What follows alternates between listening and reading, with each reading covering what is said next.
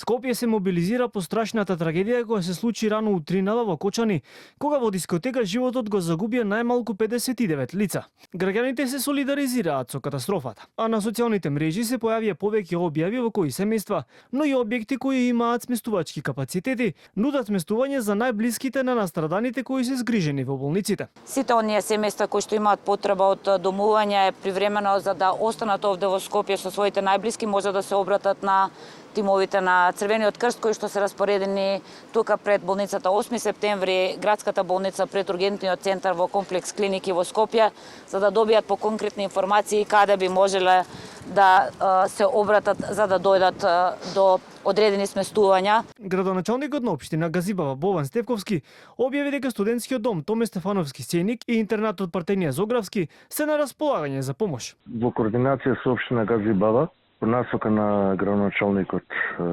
Бован Стевковски, ние обезбедивме спестување за околу 50 на лица, членови на семејства, ќе имат храна, истите ќе имат и возила за транспорт по потреба до сите клиники во Скопје, па и во државата.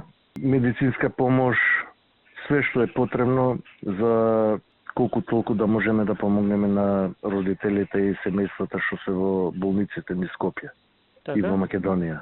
Од Министерството за образование информираа дека покрај домовите Сеник и Партенија Зографски, отворени за семејствата на повредените, ќе бидат и студентските капацитети на Гоце Делчев и Државното училиште за рехабилитација Димитар Влахов во Киселовода.